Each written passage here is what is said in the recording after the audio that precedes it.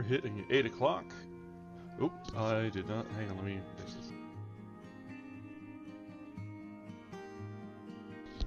Monitor was going through the speaker instead of the headset. That is a little bit awkward there. Alright, so welcome back. This is our 5th reading from the Odyssey. Last time we saw Odysseus' final return to Ithaca. Well, not necessarily final, but finally his return to Ithaca. He was dropped off in the middle of the night. The Phaeacian ship was faster than could have been imagined and got him home even before he woke up from that post-feast coma. And they left him on the beach and decided rather than wake him, they'd just leave him to his devices on his home island and be on their way.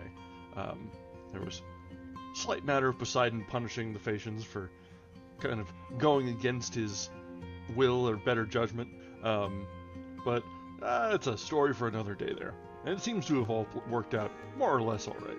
They decided not to carry anybody else over the waves and made proper sacrifices, and they'll at least be okay. But that leaves us the question of what is coming up from now on and into tonight, where Odysseus is finally home. Athena has clothed him in the guise of a beggar, leaving him to look and smell, I presume, like a man who's been away in the wilderness for 20 years. Oh, wait, hold on. Anyway, so we'll see if he comes home and catches sight of the suitors that are there to woo his wife, and see how he reacts to being eaten out of house and home. So let's go ahead and jump right into it then, and we will see how this all starts to play out then. And so we resume tonight with Book 14 of the Odyssey. Odysseus, in the form of a beggar, goes to Eumaeus, the master of his swine, where he is well used and tells a feigned story, and informs himself of the behavior of the wooers. But Odysseus fared forth from the haven by the rough track, up the wooded country and through the heights, where Athena had showed him that he should find the goodly swineherd, who cared most for his substance of all the thralls that goodly Odysseus had gotten. Now he found him sitting in the vestibule of the house, where his courtyard was builded high, in a place with wide prospect. A great court it was, and a fair, with free range round it. This the swineherd had builded by himself for the swine of his lord who was afar, and his mistress and the old man Laertes knew not of it. With stones from the quarry had he builded it, and coped it with a fence of white thorn. And he had split an oak on the dark core without he had driven stakes the whole length thereof on either side, set thick and close. And within the courtyard he made 12 sties, hard by one another, to be beds for the swine. And in each sty 50 groveling swine were penned, brood swine, but the boars slept without. Now these were far fewer in number, the godlike wooers minishing them at their feasts. For the swineherd ever sent in the best of all the fatted hogs, and their tale was 360. And by them always slept 4 dogs, as fierce as wild beasts, which the swineherd had bred, a master of men.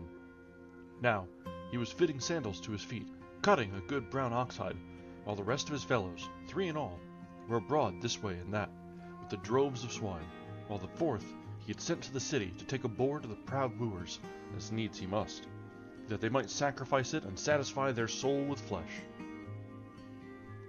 And of a sudden the baying dogs saw Odysseus, and they ran at him yelping.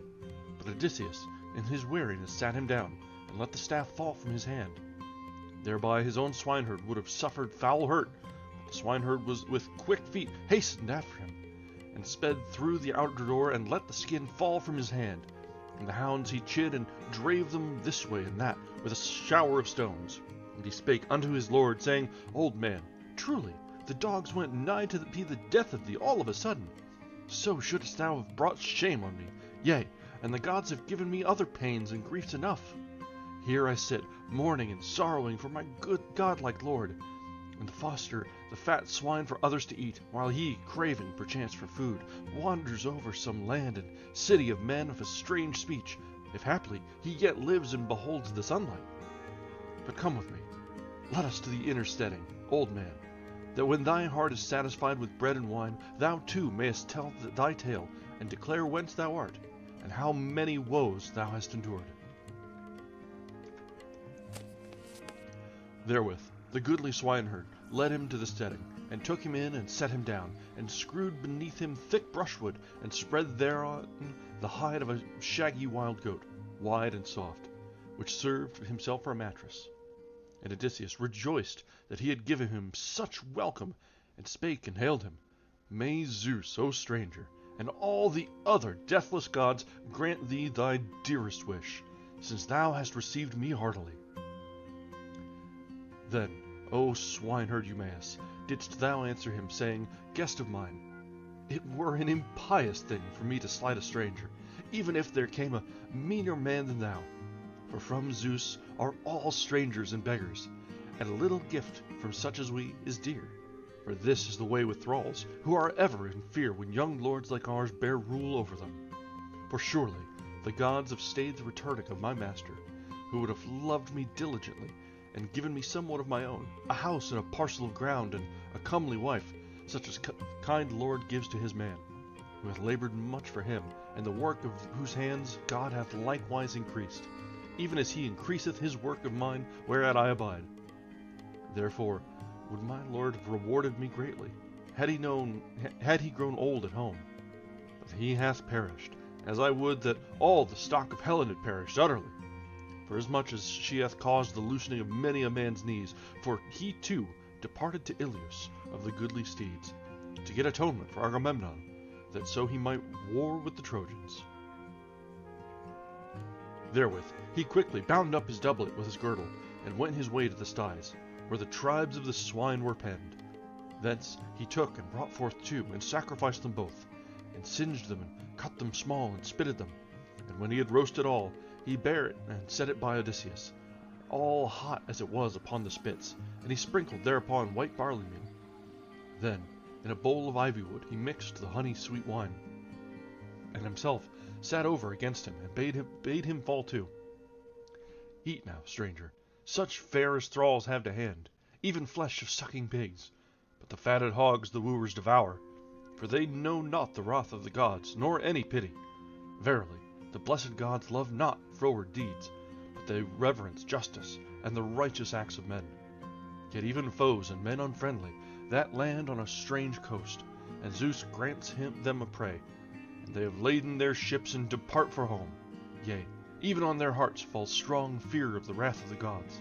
But lo, you, these men know somewhat, for they have heard an utterance of a god, even the tidings of our Lord's evil end, seeing that they are not minded justly to woo, nor to go back to their own, but at ease they devour our wealth with insolence.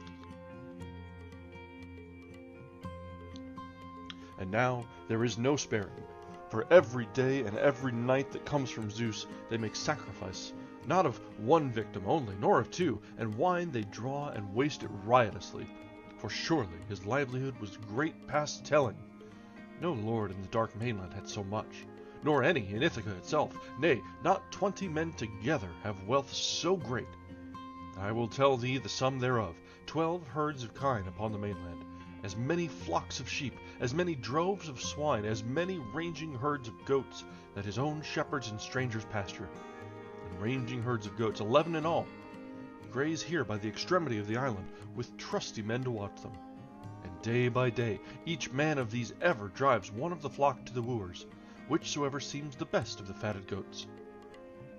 But as for me, I guard and keep these swine, and I choose out for them, as well as I may, the best of the swine, and send it hence.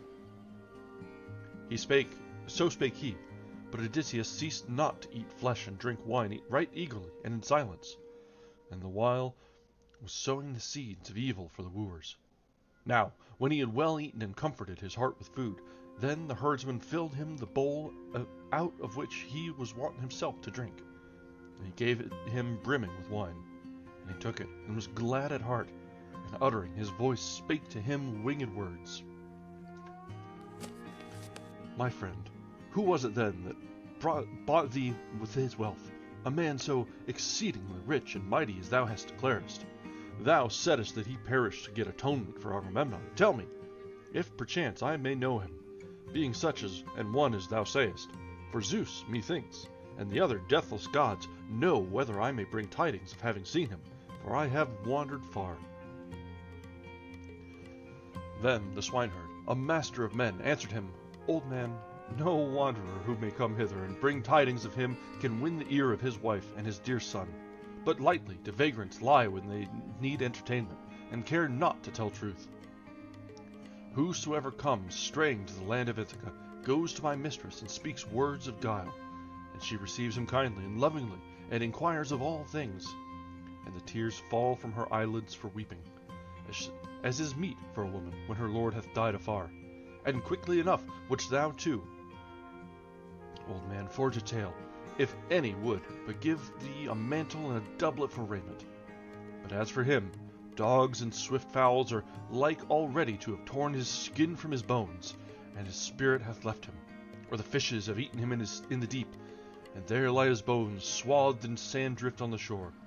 Yonder when hath he perished, but for his friends naught is ordained but care, for all, but for me in chief.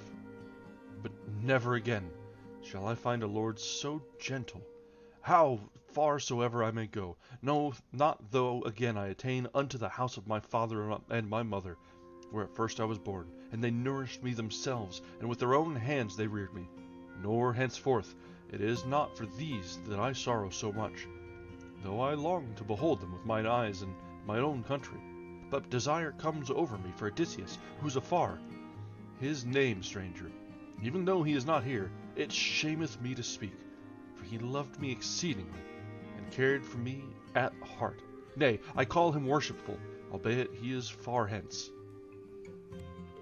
Then the steadfast, goodly Odysseus spake to him again, My friend, for as much as thou gainsayest utterly, and sayest that henceforth he will not come again, and thine heart is ever slow to believe, therefore will I tell thee not lightly, but with an oath, that Odysseus shall return. And let me have the wages of good tidings as soon as ever he in his journeying shall come hither to his home. Then clothe me in a mantle and a doublet, goodly raiment. But ere that, albeit I am sore in need, I will not take aught. For hateful to me, even as the gates of hell, is that man who under stress of poverty speaks words of guile.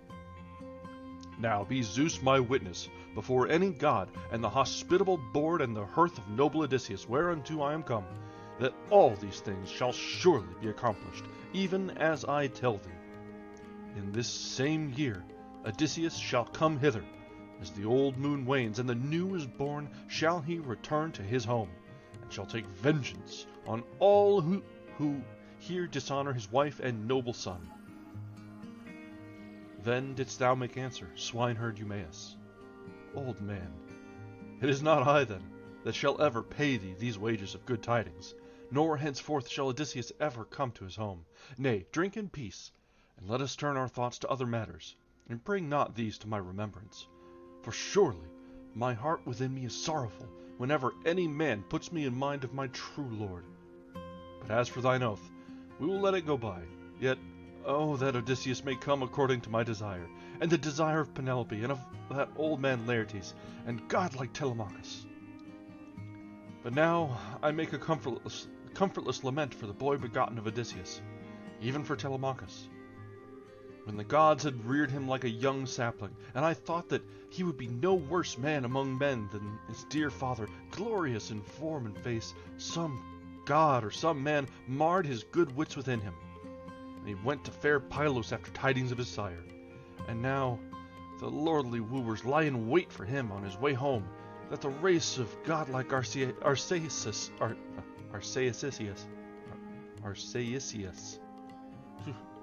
sorry about that, may perish nameless out of Ithaca. Howbeit, no more of him now, whether he shall be taken or whether he shall escape, and Cronion stretch out his hand to shield him. But come, old man, do thou tell me of thine own troubles, and herein tell me true, that I may surely know. Who art thou, of the sons of men, and whence? Where is thy city? Where are they that begat thee? Say, on what manner of ship didst thou come, and how did sailors bring thee to Ithaca? and who did they avow them to be? For in no wise do I deem that thou camest hither by land. And Odysseus, of many counsels, answered him, saying, Yea, now I will tell thee all most plainly. Might we have food and sweet wine enough to last for long, while we abide within thy hut to feast thereon in quiet, and others betake them to their work. Then could I easily speak for a whole year, nor yet make a full end of telling all the troubles of my spirit, all the travail I have wrought by the will of the gods. I avow that I have come by lineage from wide Crete, and am the son of a wealthy man. And many other sons he had borne and bred in the halls, lawful born of a wedded wife. But the mother that bare me was a concubine, bought with a price. Yet Castor, son of Hylax, of whose blood I avow me to be, gave me no less honor than his lawful sons. Now he at the time got worship even as a god from the Cretans in the land, for wealth and riches and sons renowned. Howbeit the fates of death bare him away to the house of Hades, and his gallant sons divided among them his living, and cast lots for it. But to me they gave a very small gift, and assigned me a dwelling. And I took unto me a wife, the daughter of men that had wide lands, by reason of my valor. For that I was no weakling, nor a dastard. But now all my might has failed me. Yet even so I deem that thou mightest guess from seeing the stubble what the grain has been. For of trouble I have plenty and to spare. But then, verily, did Ares and Athene give me boldness and courage to hurl through the press of men, whensoever I chose the best warriors for an ambush, sowing the seeds of evil for my foes. No boding of death was ever in my lordly heart. But I would leap out the foremost and slay with the spear whoso of my foes were less fleet of foot than I. Such an one was I in war, but the labor of the field I never loved, nor homekeeping thrift that breeds brave children. But galleys with their oars were dear to me, and their wars and polished shafts and darts, baneful things, whereat others used to shudder. But that, methinks, was dear to me which the god put in my heart. For diverse men take delights in diverse deeds. For ere ever the sons of the Achaeans had set foot on the land of Troy, I had 9 times been a leader of men, and of swift-faring ships against a strange people, and wealth fell ever to my hands. Of the booty I would choose out for me all that I craved, and much thereafter I won by lot. So my house got increased speedily, and thus I waxed dread and honorable among the Cretans. But when Zeus of the far-born voice devised at last that hateful path which loosened the knees of many a man in death, then the people called on me and on renowned Idomeneus to lead the ships to Ilius. Nor was there any way whereby to refuse, for the people's voice bore hard upon us. There we sons of the Achaeans warred for 9 whole years. And then, in the 10th year, we sacked the city of Priam, and departed homeward with our ships, and a god scattered the Achaeans. But Zeus, the counselor, devised mischief against me, wretched man that I was. For 1 month only I abode and had joy in my children and my wedded wife, and all that I had. And thereafter my spirit bade me fit out ships in the best manner, and sail to Egypt with my godlike company. 9 ships I fitted out, the host, and was gathered quickly. And then for 6 days my dear company feasted, and I gave them many victims, that they might sacrifice to the gods and prepare a feast for themselves. But on the 7th day we set sail from wide Crete, with a north wind fresh and fair, and lightly we ran as it were downstream. Yea, and no harm came to any ship of mine, but we sat safe and hale, while the wind and the pilots guided the barks. And on the 5th day we came to the fair-flowing Aegyptus. And in the river Aegyptus I stayed my curved ships. Then verily I bade my dear companions to abide there by the ships, and to guard them, and I sent forth scouts to range the points of outlook. But my men gave place to wantonness, being the fools of their own force, and soon they fell to wasting the fields of the Egyptians, exceeding fair, and led away their wives and infant children, and slew the men. And the cry came quickly to the city, and the people, hearing the shout, came forth at the breaking of the day, and all the plain was filled with footmen and chariots and the glitter of bronze. And Zeus, whose joy is in the thunder, sent an evil panic upon my company, and none durst stand and face the foe, for danger encompassed us on every side. There they slew many of us with the edge of the sword, and others they led up with them alive to work for them perforce. But as for me, Zeus himself put a thought into my heart. Would to God that I had rather died and met my fate there in Egypt, for sorrow was still mine host. Straightway I put off my well-wrought helmet from my head, and the shield from off my shoulders. And I cast away my spear from my hand, and I came over against the chariots of the king, and clasped and kissed his knees, and he saved me and delivered me, and setting me on his own chariot took me weeping to his home. Truly, many an one made at me with their ashen spears, eager to slay me, for verily they were sore angered. But the king kept them off, and had respect unto the wrath of Zeus, the god of strangers, who chiefly hath displeasure at evil deeds. So for 7 whole years I abode with their king, and gathered much substance among the Egyptians, for they all gave me gifts. But when the 8th year came in due season, there arrived a Phoenician practiced in deceit, a greedy knave, who had already done much mischief among men. He wrought on me with his cutting, and took me with him until he came to Phoenicia, where was his house, and where his treasures lay. There I abode with him for the space of a full year. But when now the months and days were fulfilled, as the year came round and the seasons returned, he set me aboard a seafaring ship for Libya, under color as though I was to convey a cargo thither with him. But his purpose was to sell me in Libya, and get a great price. So I went with him on board, perforce, yet boding evil. And the ship ran before a north wind, fresh and fair, through the mid-sea over above Crete, and Zeus contrived the destruction of the crew. But when we left Crete, and no land showed in sight but sky and sea only, even then the son of Cronos stayed a dark cloud over the hollow ship, and the deep grew dark beneath it. And in the same moment Zeus thundered and smote his bolt into the ship, and she reeled all over, being stricken by the bolt of Zeus, and was filled with fire and brimstone. And all the crew fell overboard, and like seagulls they were borne hither and thither on the waves about the black ship, and the god cut off their return. But in this hour of my affliction Zeus himself put into my hands the huge mast of the dark-prowed ship, and that even yet I might escape from harm. So I clung round the mast, and was borne by the ruinous winds. For 9 days was I borne, and on the 10th black night the great rolling wave brought me nigh to the land of the Thesprotians. There the king of the Thesprotians, the lord of Phaedon, took me in freely, for his dear son lighted on me, and raised me by the hand, and led me to his house. Fordone with toil and the keen air, till he came to his father's palace, and he clothed me in a mantle and a doublet for raiment. Ooh, okay, that was a very long paragraph there. Finally a chance to breathe. Hello. There I heard tidings of Odysseus, for the king told me that he had entertained him, and kindly entreated him on his way to his own country. And he showed me all the wealth that Odysseus had gathered, bronze and gold and well-wrought iron. Yea, it would suffice for his children after him, even to the 10th generation. So great were the treasures he had stored in the chambers of the king. He had gone, he said, to Dodona, to hear the counsel of Zeus from the high leafy oak tree of the god, how he should return to the fat land of Ithaca after long absence, whether openly or by stealth. Moreover, he sware in mine own presence, as he poured the drink offering in his house, that the ship was drawn down to the sea, and his company were ready, who were to convey him to his own dear country.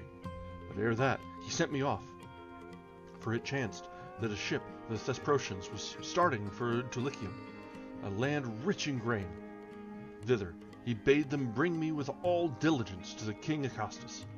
But an evil counsel concerning me found favor in their sight, that even yet I might reach the extremity of sorrow. When the seafaring ship had sailed a great way from the land, anon they sought how they might compass for me the day of slavery. They stripped me of my garments, my mantle and a doublet, and changed my raiment to a vile wrap and doublet, tattered garments. Even those thou seest now before thee. And in the evening they reached the fields of clear-seen Ithaca.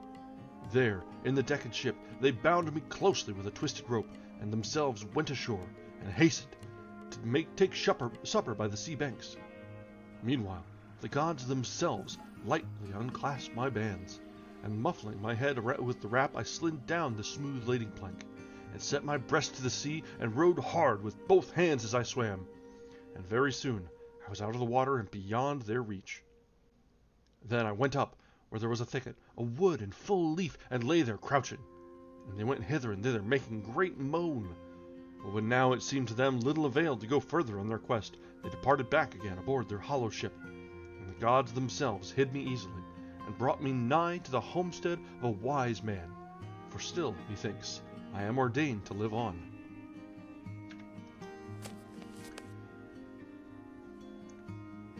Then didst thou make answer to him, swineherd Eumaeus? Ah, wretched guest, verily, thou hast stirred my heart with the tale of all these things, of thy sufferings and thy wanderings. Yet, herein, methinks, thou speakest not aright. And never shalt thou persuade me with the tale about Odysseus. Why should one in thy plight lie vainly? Well, I know of mine own self, as touching my lord's return, that he was utterly hated by all the gods, in that they smote him not among the Trojans, nor in the arms of his friends, when he had wound up the clue of war. So should the whole Achaean host have builded him a barrow. Yea, and for his son would he have won great glory in the afterdays. But now, all ingloriously, the spirits of the storm have snatched him away. But as for me, I dwell apart by the swine, and go not to the city, unless, perchance, wise Penelope summons me thither, when tidings of my master are brought, I know not whence. Now all the people sit round and straitly question the newsbearer, both such as grieve for their lord that is long gone, and such as rejoice in devouring his living without atonement. But I have no care to ask or to inquire, since the day that an Aetolian cheated me with his story, who had slain his man, and wandered over wide lands and came to my steading, and I dealt lovingly with him. He said that he had seen my master among the Cretans at the house of Idomeneus, mending his ships, which the storms had broken. And he said that he would come home either by the summer or the harvest tide, bringing much wealth with the godlike men of his company. And thou too, old man of many sorrows, seeing that some god hath brought thee to me, seek not my grace with lies, nor give me any such comfort. Not for this will I have respect to thee or hold thee dear, but only for the fear of Zeus, the god of strangers, and for pity of thyself. And Odysseus of many counsels answered him, saying, Verily, thy heart within thee is slow to believe, seeing that even with an oath I have not won thee, nor find credence with thee. But come now, let us make a covenant, and we will each one have for witness the gods above, who hold Olympus.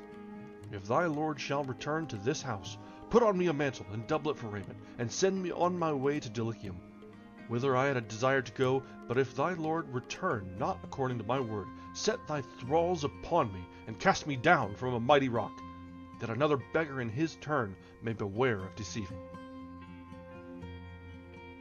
And the goodly swineherd answered him, saying, Yea, stranger, even so should I get much honor and good luck among men, both now and ever hereafter.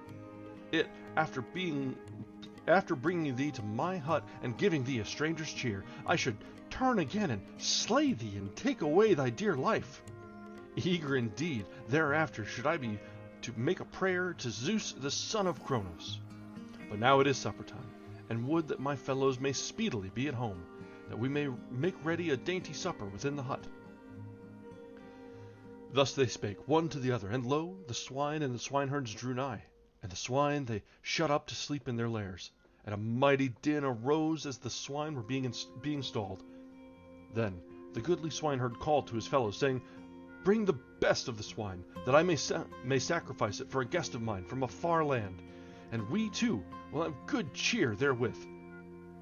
For we have long suffered and toiled by reason of the white-tusked swine, while others devoured the fruit of our labor without atonement.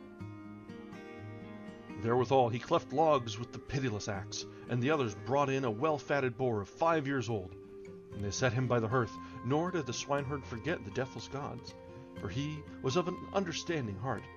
But for a beginning of sacrifice, he cast bristles from the head of the white-tusked boar upon the fire, and prayed to all the gods that wise Odysseus might return to his own house. Then he stood erect and smote the boar with a billet of oak, which he had left in the cleaving. And the boar yielded up his life. Then they cut the throat and singed the carcass and quickly cut it up. And the swineherd took a first portion from all the limbs, and laid the raw flesh on the rich fat. And some pieces he cast into the fire after sprinkling them with bruised barley meal. And they cut up the rest small, and pierced it, and spitted it, and roasted it carefully, and drew it all off from the spits, and put the whole mess together on trenchers. Then the swineherd stood up to carve, for well he knew what was fair. And he cut up the whole and divided it into 7 portions. One, when he had prayed, he set aside for the nymphs and for Hermes, son of Maia, and the rest he distributed to each. And he gave Odysseus the portion of honor, the long back of the white-tusked boar, and the soul of his lord rejoiced at this renown. And Odysseus, of many counsels, hailed him, saying, Eumaeus, oh, that thou mayest so surely be dear to Father Zeus as thou art to me, seeing that thou honorest me with a good portion, such an one as I am. Then didst thou make answer, swineherd Eumaeus, Eat, luckless stranger, and make merry with us with such fare as is here. And one thing the god will give, and another withhold, even as he will, for with him all things are possible.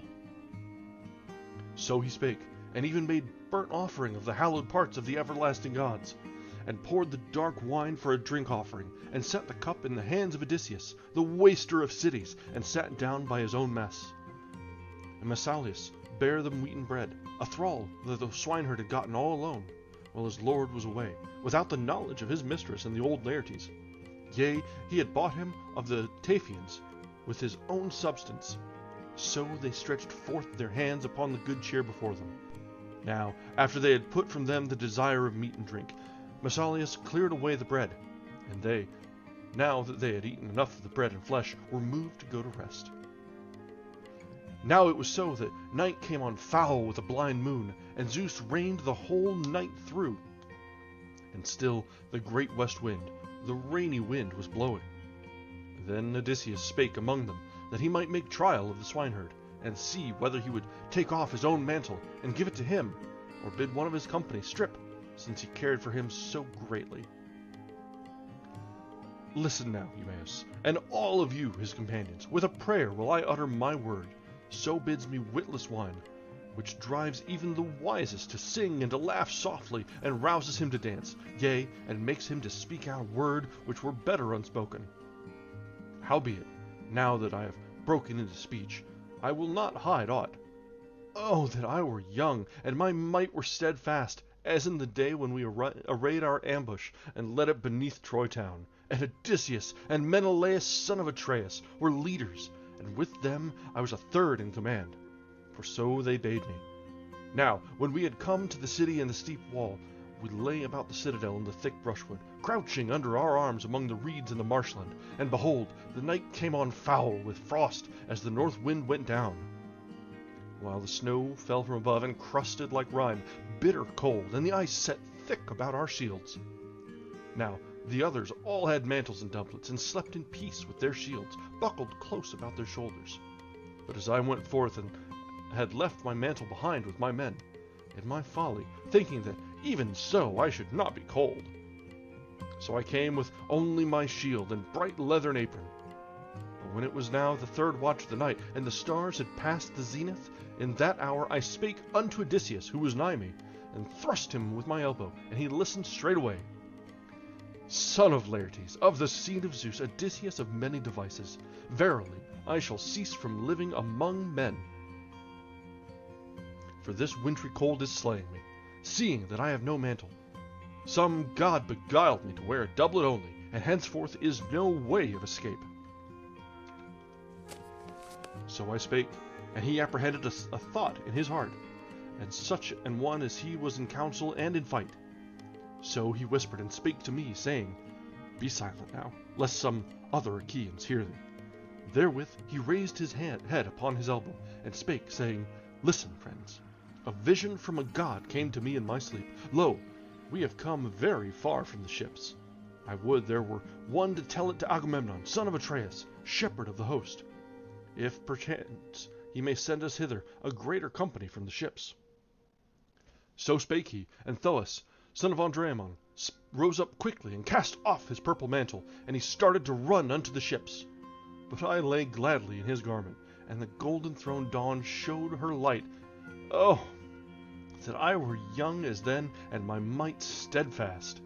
Then should some of the swineherds in the homestead give me a mantle, alike for love's sake and for pity of a good warrior. But now they scorn me, for that sorry raiment is about my body. Then didst thou make answer, O swineherd Eumaeus, old man, the tale that thou hast told in his praise is very good, and so far thou hast not misspoken aught, nor uttered a word unprofitably. Wherefore, for this night thou shalt lack neither raiment nor aught else that is the due of a hapless suppliant, when he has met them that can befriend him. But on the morning thou shalt go suffering in thine own rags, for there are not many mantles here, or changes of doublet, for each man hath but one coat. But when the dear son of Odysseus comes, he himself will give thee a mantle and a doublet for raiment, and send thee whithersoever thy heart and spirit bid. With that he sprang up and set a bed for Odysseus near the fire, and thereon he cast skins of sheep and goats. There Odysseus laid him down, and Eumaeus cast a great thick mantle over him, which he had ever by him for a change of covering, when any terrible storm should arise. So there Odysseus slept, and the young men slept beside him. But the swineherd had no mind to lie there in a bed away from the boars, so he made him ready to go forth, and Odysseus was glad, because he had a great care for his master's substance while he was afar. First he cast his sharp sword about with his strong shoulders, then he clad him in a very thick mantle to keep the wind away, and he caught up the fleece of a great and well-fed goat, and seized his sharp javelin to defend him against dogs and men. Then he went to lay him down even where the white-tusked boars were sleeping, beneath the hollow of the rock, in a place of shelter from the north wind. All right, and that brings us to the end of chapter 14, where Odysseus was come home in the night, well, sort of home, stopped off to visit the swineherd, was keeping tabs on the flock. Is it a flock of pigs? Herd? I think herd sounds better. Keeping watch over the herd, and was even one such as he, just a guy that keeps tabs on the pigs. Held them up and did proper guest right, and that goes back to, like, hospitality is one of the most important things to the Greeks, and is shown as almost worshipful to be a good host, and even when you have almost no means of your own. So Odysseus saw that. Man, did he spin a yarn too! That whole story spun out of thin air. That was something else. So, alright, just a sec. I do need to adjust some settings right quick, because I am not hearing my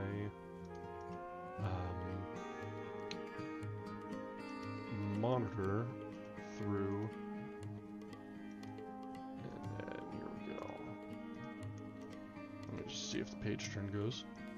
Yeah, there it goes. Alright, cool. Alright, so let's go ahead and continue now, because it seems that he's done his little sneaking around and spying some, and is ready to move on and see what we've got.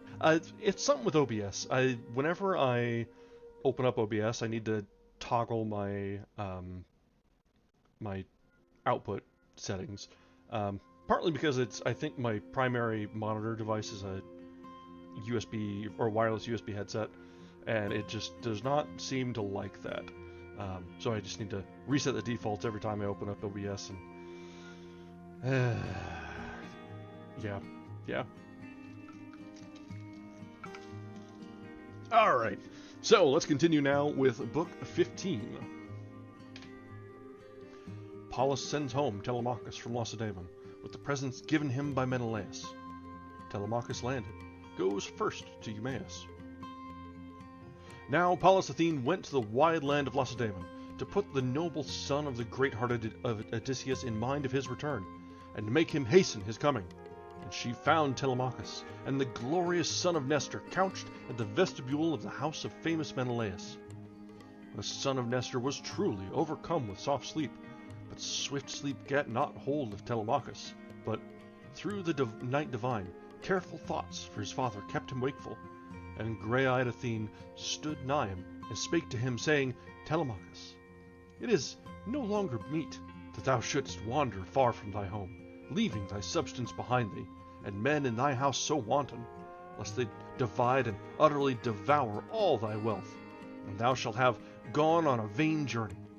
But come, rouse with all haste Menelaus, for of the loud war cry, to send thee on thy way, that thou mayest even yet find thy noble mother in her home.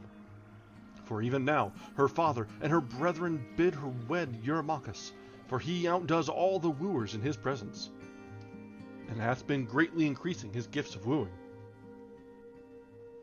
So shall she take no treasure from thy house despite thy will. Thou knowest of what sort is the heart of a woman. Within her, all her desire is to increase the house of the man who takes her to wife, but of her former children and of her own dear lord she has no more memory once he is dead, and she asks concerning him no more. Go then, and thyself place all thy substance in the care of the handmaid who seems to thee the best, till the day when the gods shall show thee a glorious bride. Now another word will I tell thee, and do thou lay it up in thine heart. The noblest of the wooers lie in wait for thee of purpose, in the strait between Ithaca and rugged Samos, eager to slay thee before thou come to thine own country. But this, methinks, will never be. Yea, sooner shall the earth close over certain of the wooers that devour thy livelihood. Nay, keep thy well-wrought ship far from those isles, and sail by night as well as day. And he of the immortals, who hath thee in his keeping and protection, will send thee a fair breeze in thy wake. But when thou hast touched the nearest shore of Ithaca, send thy ship and all thy company forward to the city. But for thy part, seek first the swineherd, who keeps thy swine, loyal and at one with thee. There do thou rest the night, and bid him go to the city to bear tidings of thy coming to the wise Penelope, how that she hath got thee safe, and thou art come up out of Pylos. Therewith she departed to high Olympus, but Telemachus woke the son of Nestor out of sweet sleep, touching him with his heel, and spake to him, saying, Awake, Peristrotus, son of Nestor, bring up thy horses of solid hoof, and yoke them beneath the car, that we may get forward on the road. Then Peristrotus, son of Nestor, answered him, saying, Telemachus, we may in no wise drive through the dark night, how eager soever to be gone. Nay, good it will be dawn. Tarry then, till the hero, the son of Atreus, spear-famed Menelaus, brings gifts, and sets them on the car, and bespeaks thee kindly, and sends thee on thy way. For of him a guest is mindful all the days of his life, even of the host that shows him loving kindness. So spake he, and anon came the golden-throned dawn, and Menelaus, of the loud war-cry, drew nigh to them, new risen from his bed by fair-haired Helen. Now when the dear son of Odysseus marked him, he made haste, and girt his shining doublet about him. And the hero cast a great mantle over his mighty shoulders, and went forth to the door. And Telemachus, dear son of divine Odysseus, came up and spake to Menelaus, saying, Menelaus, son of Atreus, fosterling of Zeus, leader of the people, even now do thou speed me hence to mine own dear country. For even now my heart is fain to come home again. Then Menelaus of the loud war-cry answered him, Telemachus, as for me, I will not hold thee a long time here. That art eager to return. Nay, I think it shame even in another host, who loves overmuch or hates overmuch. Measure is best in all things. He does equal wrong who speeds a guest that would fain abide, and stays one who is in haste to be gone. Men should lovingly entreat the present guest, and speed the parting. But abide till I bring fair gifts, and set them on the car, and thine own eyes behold them. And I bid the women to prepare the midday meal in the halls, out of the good store they have within. Honor and glory it is for us, and gain withal for thee, that ye should have eaten well ere ye go on your way over vast and limitless lands. What, and if thou art minded to pass through Hellas and mid-Argos? So shall I too go with thee, and yoke thee horses, and lead thee to the towns of men, and none shall send us empty away, but will give us some one thing to take with us, either a tripod of goodly bronze, or a cauldron, or 2 mules, or a golden chalice. Then wise Telemachus answered him, saying, Menelaus, son of Atreus, fosterling of Zeus, leader of the people, rather would I return even now to mine own land, for I left none behind to watch over my goods when I departed. I would not that I myself should perish on the quest of my godlike father, nor that any good heirlooms should be lost from my halls. Now, when Menelaus of the loud war cry heard this saying, straightway he bade his wife and maids to prepare the midday meal in the halls, out of the good store they had by them. Then Eteneus, son of Boethus, came nigh him, just risen from his bed, for he abode not far from him. Him Menelaus of the loud war cry bade kindle the fire and roast of the flesh, and he hearkened and obeyed. Then the prince went down into the fragrant treasure chamber, not alone, for Helen went with him, and Megapenthes. Now, when they came to the place where the treasures were stored, then Atrides took a 2-handled cup, and bade his son Megapenthes to bear a mixing bowl of silver. And Helen stood by the coffers, wherein her robes of curious needlework, which she herself had wrought. Then Helen, the fair lady, lifted one and brought it out, the widest and most beautifully embroidered of all, and it shone like a star, and lay far beneath the rest. Then they went forth through the house, till they came to Telemachus, and Menelaus of the fair hair spake to him, saying, Telemachus, may Zeus the Thunderer and the Lord of Here in very truth bring about thy return according to the desire of thy heart. And of the gifts, such as are treasures stored in my house, I will give thee the goodliest and greatest of price. I will give thee a mixing bowl, beautifully wrought. It is all of silver, and the lips thereof are finished with gold, the work of Hephaestus, and the hero Phaedimus, the king of the Sidonians, gave it to me when his house sheltered me on my coming thither. This cup I would give to thee.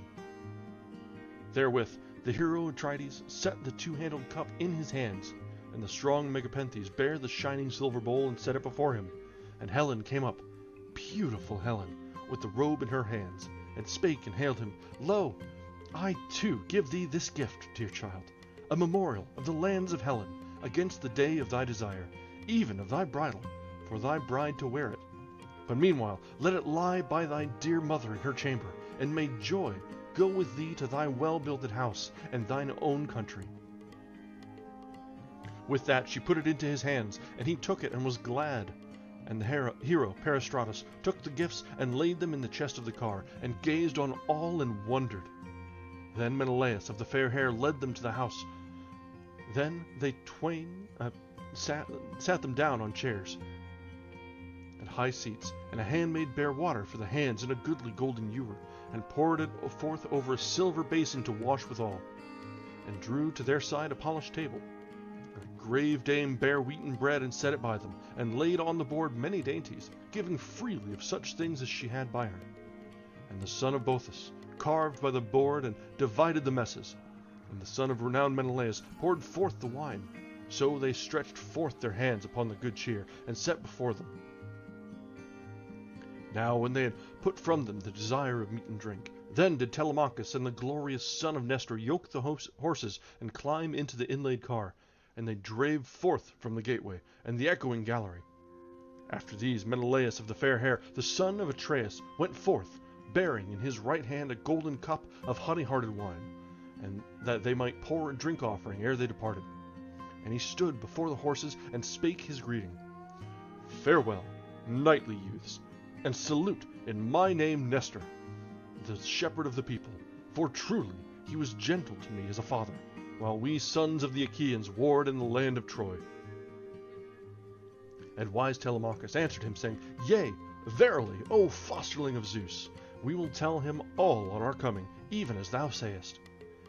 Would God that when I return to Ithaca I may find Odysseus in his home, and tell him all, so surely as now I go on my way, having met with all loving kindness at thy hands, and take with me treasures many and goodly. And even as he spake, a bird flew forth at his right hand, an eagle that bare in his claws a great white goose, a tame fowl from the yard, and men and women followed shouting. But the bird drew near them, and flew off to the right, across the horses, and they that saw it were glad, and their hearts were all comforted within them.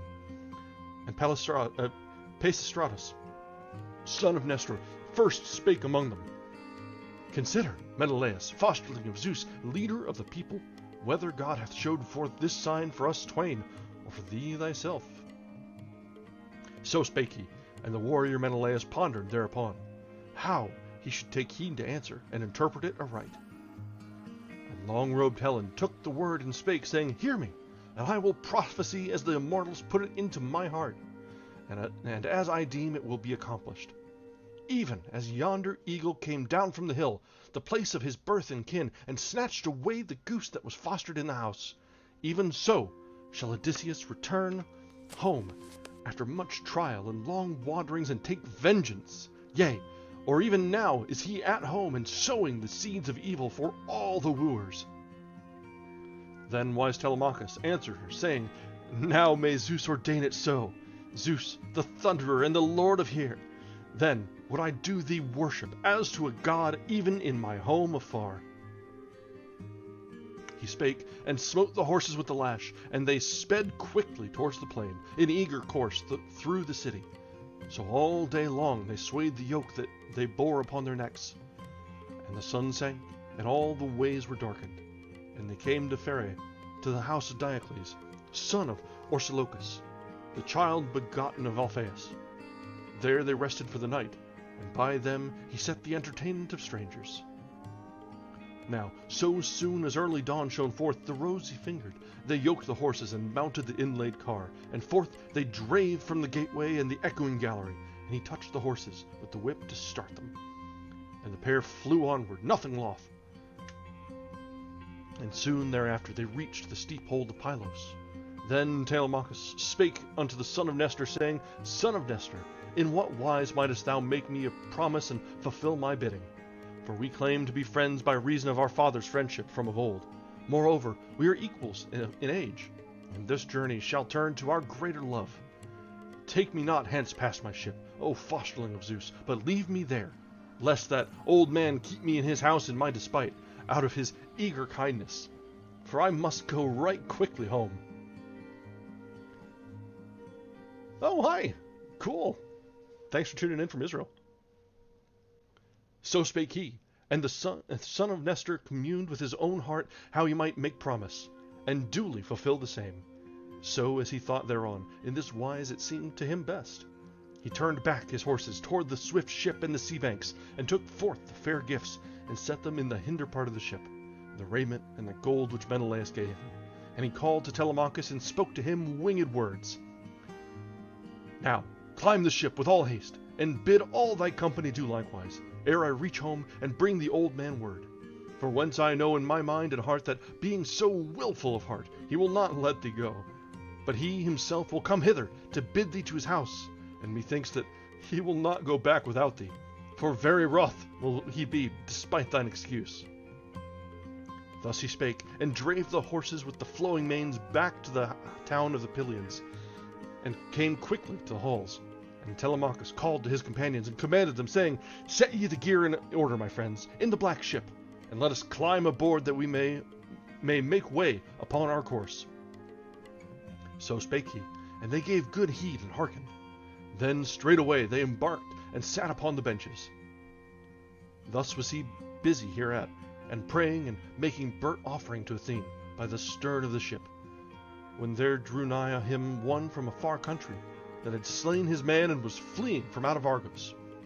He was a soothsayer, and by his lineage he came of Melampus, who of old time abode in Pylos, mother of flocks, a rich man, and one that had an exceeding goodly house among the Pylians.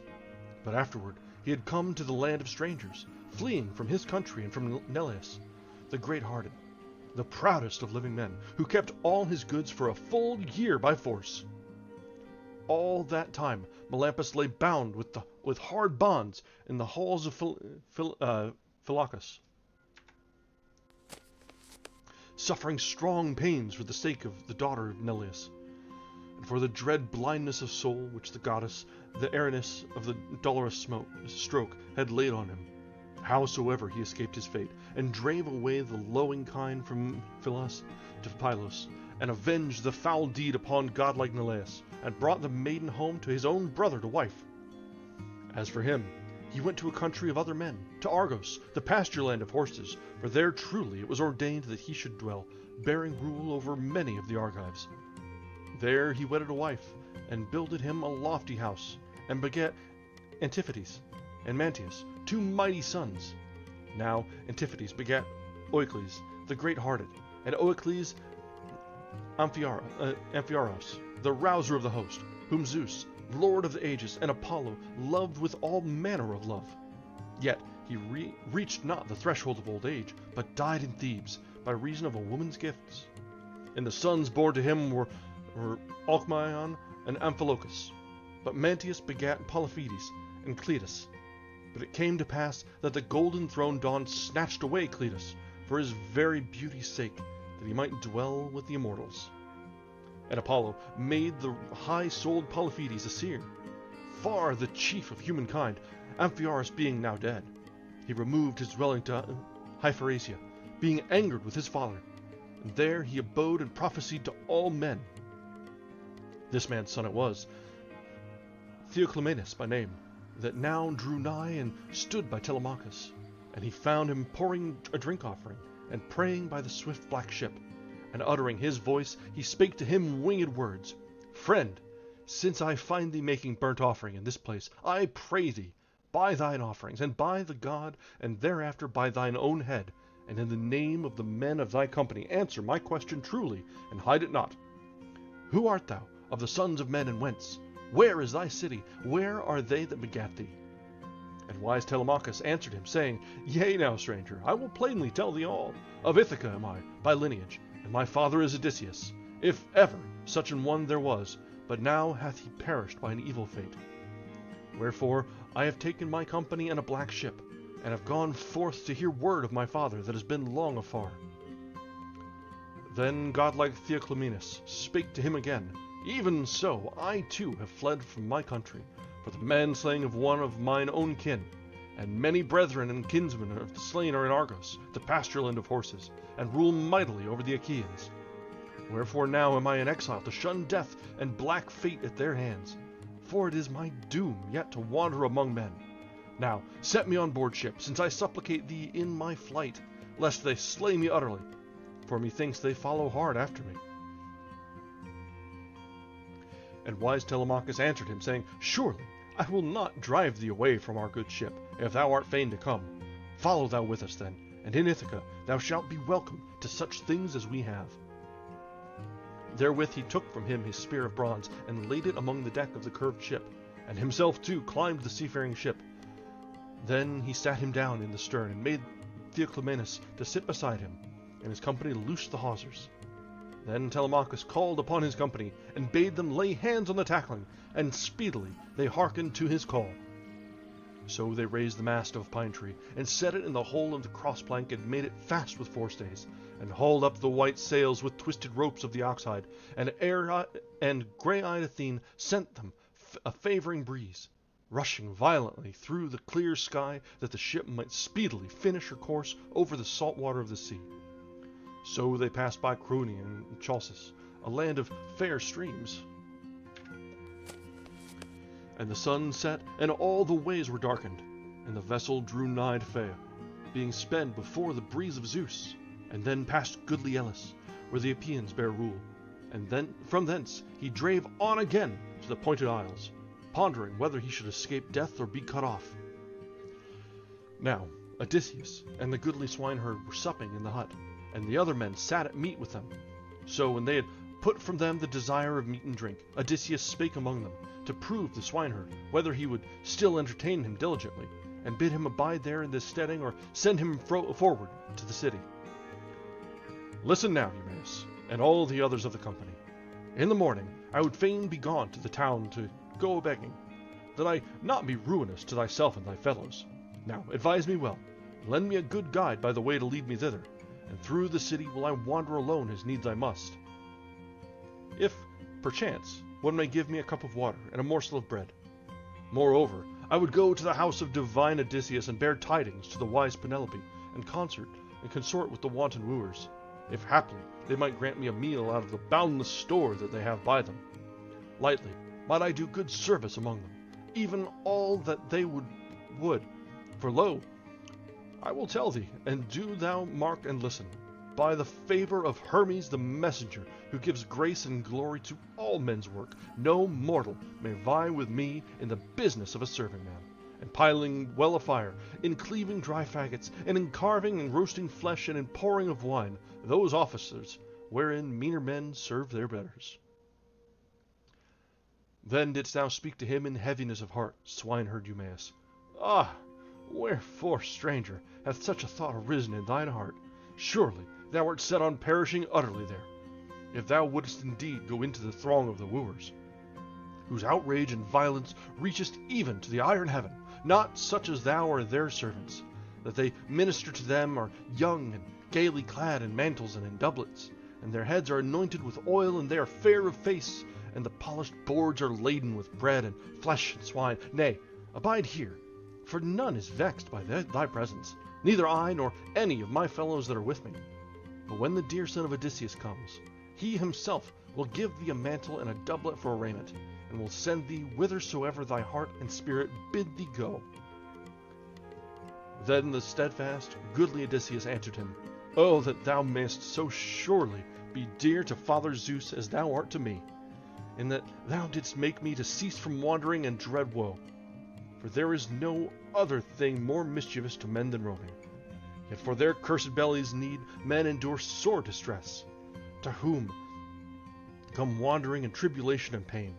But behold now, since thou stayest me here, and biddest me wait his coming, tell me of the mother of divine Odysseus, and of the father, whom at his departure he left behind him on the threshold of old age.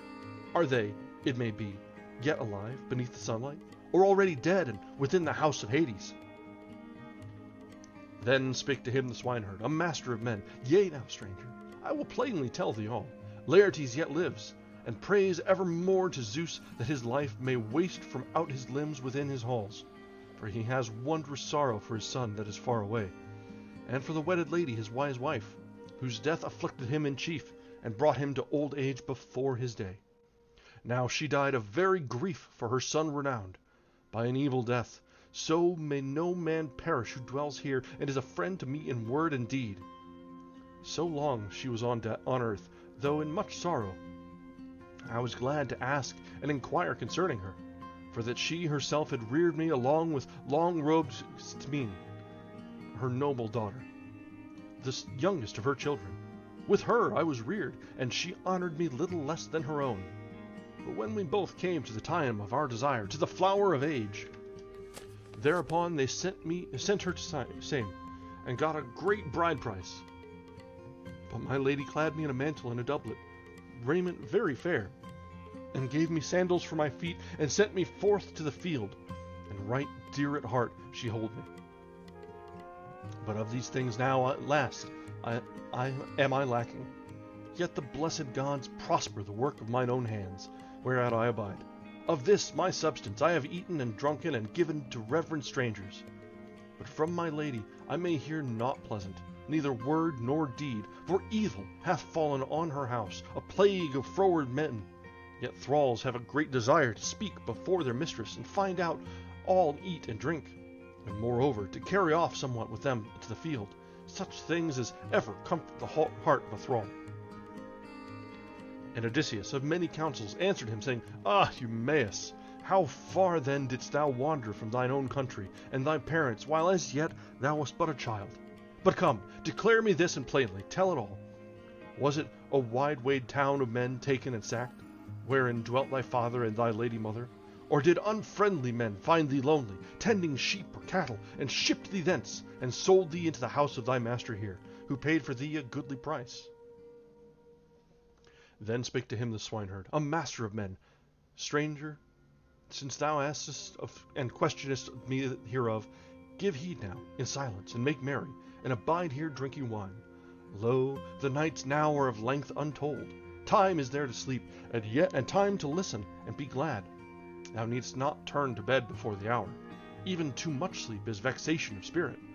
But for the rest, let him whose heart and mind bid him go forth at slumber. And at the dawning of the day, let him break his fast and follow our master's swine. But let us twain drink and feast within the steading, and each in his neighbor's sorrows take delight, recalling them. For even the memory of griefs is a joy to a man who hath been sore tried and wandered far. Wherefore I will tell thee that whereof thou askest and dost question me. There is a certain isle called Syria, if haply thou hast heard tell of it, over above Ortygia, and there are the turning places of the sun. It is not very great in compass, though a goodly isle, rich in herds, rich in flocks, with plenty of corn and wine. Dearth never enters the land, and no hateful sickness falls on wretched mortals.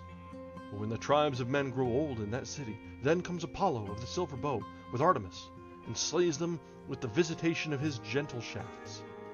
In that isle are 2 cities, and the whole land is divided between them, and my father was king over the twain. Theseus, son of Ormenus, a man like to the immortals. Thither came the Phoenicians, mariners renowned, greedy merchantmen, with countless gods and a black ship. Now, in my father's house was a Phoenician woman, tall and fair and skilled in bright handiwork. This woman the Phoenicians with their sleights beguiled. First, as she was washing clothes, one of them lay with her in love by the hollow ship, for love beguiles the minds of womankind, even of the upright. Then he asked her who she was, and whence she came, and straightway she showed him the lofty home of my father, saying, From out of Sidon I avow that I come, land rich in bronze, and I am the daughter of Arabas, the deeply wealthy. But Taphians, who were sea robbers, laid hands on me and snatched me away as I came in from the fields, and brought me hither, and sold me into the house of my master, who paid for me a goodly price. Then the man who had lain with her had privily answered, Say, wouldst thou now return with us, that thou mayest look again on the lofty house of thy father and mother, and on their faces? For truly they yet live, and have a name for wealth.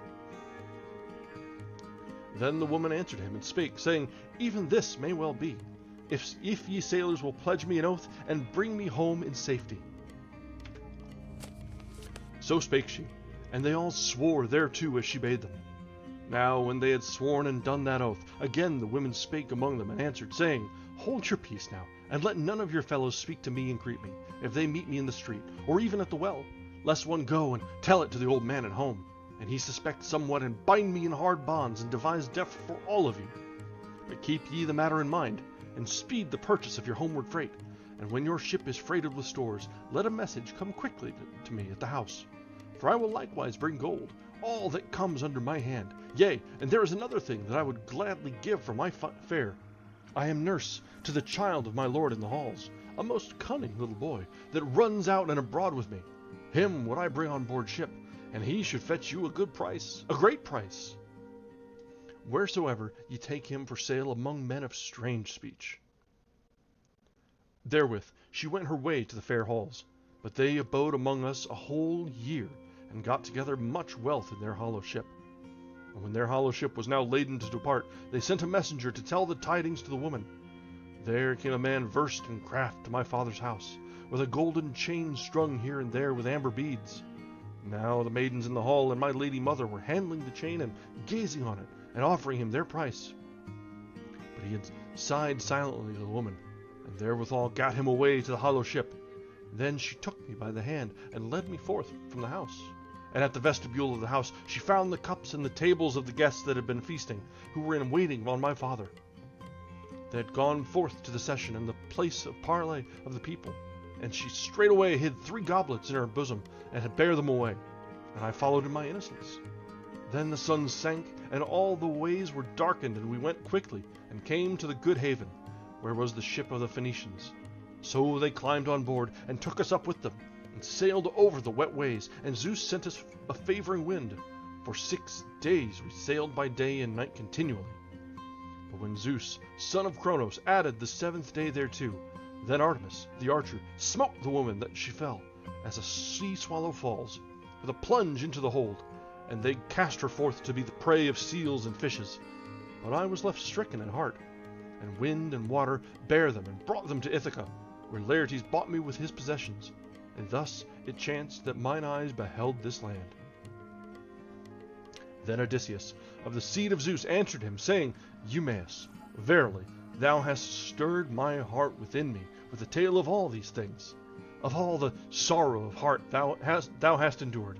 Yet surely Zeus hath given thee good as well as evil, since after all these adventures thou hast come to the house of a kindly man, who is careful to give thee meat and drink, and right well thou livest. But I have come hither still wandering through the many towns of men. Thus they spake one to the other, and they laid them down to sleep for no long while. But for a little space, for soon came the throned dawn. But on the shore the company of Telemachus were striking their sails, and took down the mast quickly, and rowed the ship on to anchorage. And they cast anchors, and made fast the hawsers. And themselves too stepped forth upon the strand of the sea, and made ready the midday meal, and mixed the dark wine. Now, when they had put from them the desire of meat and drink, wise Telemachus first spake among them. Do ye now drive the black ship to the city, while I will go to the fields and to the herdsmen, and at even I will return to the city, when I have seen my lands, and in the morning I will set by you the wages of the voyage, a good feast of flesh and of sweet wine. Then godlike Theoclymenus answered him, And whither shall I go, dear child? To what man's house shall I betake me, of such as are lords in rocky Ithaca? Shall I get me straight to thy mother and to thy home? Then wise Telemachus answered him, saying, In other case, I would bid thee go even to our own house, for there is no lack of cheer for strangers. But now would it be worse for thyself, for as much as I shall be away, nor would my mother see thee, for she comes not often in sight of the wooers in the house, but abides apart from them in the upper chamber, and weaves at her web.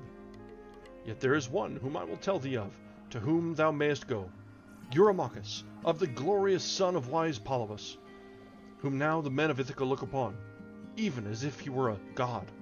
For he is far the best man of them all, and is most eager to wed my mother, and to have the sovereignty of Odysseus. Howbeit, Olympian Zeus, that dwells in the clear sky, knows hereof, whether or not he will fulfill for them the evil day before their marriage.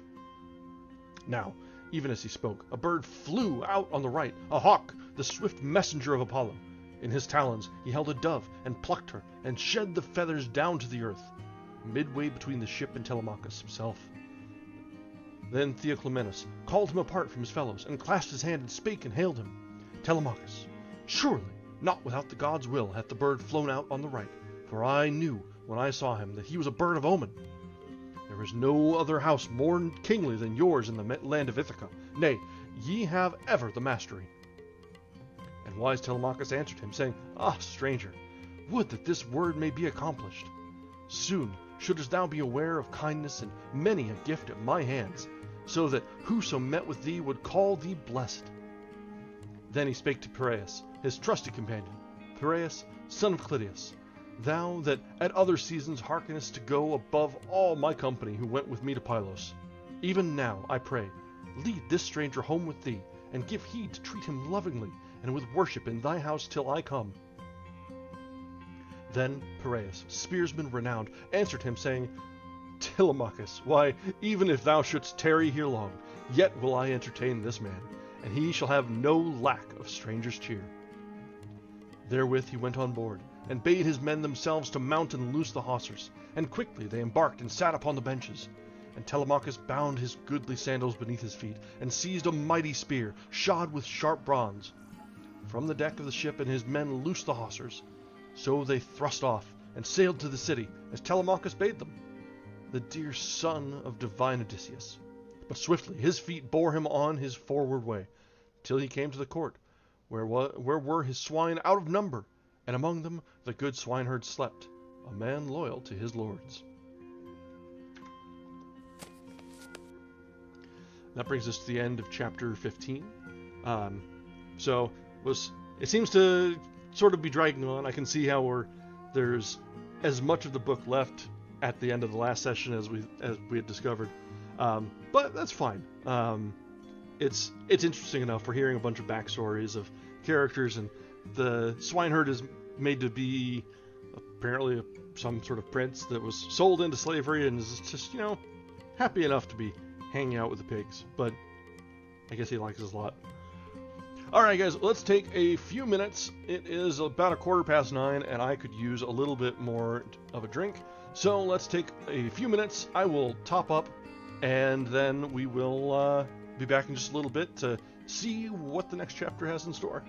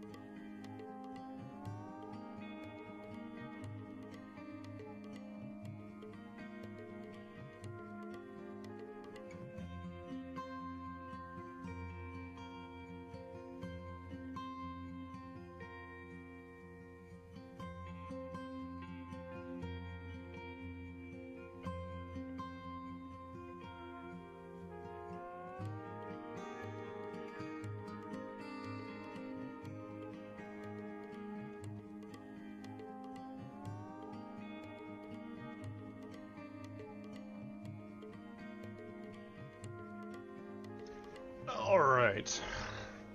There's been a lot of names in this backstory telling, so let's update this here. Something a little bit more refreshing, shall we say.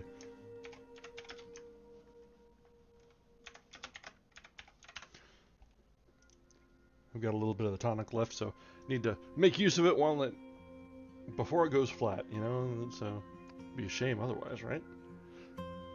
Alright, so yeah, I don't remember there being this much preamble between Odysseus making land at Ithaca and coming back home, but it is all setting the stage. It's him finding allies that are still home and delaying him just long enough for Telemachus to come home as well. So they're just about to meet up, probably in this chapter. So let's carry on, and we will see what the Odyssey has in store for us next in chapter 16. Telemachus sends Eumaeus to the city to tell his mother of his return, and how, in the meantime, Odysseus discovers himself to his son. Indeed, letting tonic go flat is a tragedy. So, and I mean, it's just can't let that happen. That'd just be wrong. Now, These twain, Odysseus and the goodly swineherd, within the hut had kindled a fire, and were making ready breakfast at the dawn, and had sent forth the herdsmen with the droves of swine. And round Telemachus the hounds, that loved to bark, fawned and barked not, as they drew nigh. And the goodly Odysseus took note of the fawning of the dogs, and the noise of footsteps fell upon his ears. Then straight he spake to Eumaeus winged words. Eumaeus, verily, some friend or other of thy familiars will soon be here, for the dogs do not bark, but fawn around, and I catch the sound of footsteps. While the word was yet on his lips, his own dear son stood at the entering in of the gate. Then the swineherd sprang up in amazement, and out of his hands fell the vessels wherewith he was busied in mingling the dark wine. And he came over against his master, and kissed his head, and both his beautiful eyes, and both his hands, and he let a great tear fall. And even as a loving father welcomes his son that has come in the 10th year from a far country, his only son and well-beloved, for whose sake he has had great sorrow and travail, even so did the goodly swineherd fall upon the neck of godlike Telemachus, and kiss him all over as one escaped from death, and he wept aloud and spake to him winged words. Thou art come, Telemachus, a sweet light in the dark. Methought I should see thee never again, after thou hadst gone in thy ship to Pylos. Nay, now enter, dear child, that my heart may be glad at the sight of thee in mine house, who hast newly come from afar. For thou dost not often visit the field and the herdsmen, but abidest in the town. So it seems that has thy good pleasure been, to look on the ruinous throng of the wooers. Then wise Telemachus answered him, saying, So be it, father, as thou sayest, and for thy sake am I come hither, to see thee with mine eyes, and to hear from thy lips whether my mother yet abides in the halls, or another has already wedded her. And the couch of Odysseus, perchance, lies in lack of bedding, and deep in foul spider-webs. Then the swineherd, a master of men, answered him, Yea, verily, she abides with patient spirit in thy halls, and warily, for her the nights wane always, and the days in shedding of tears.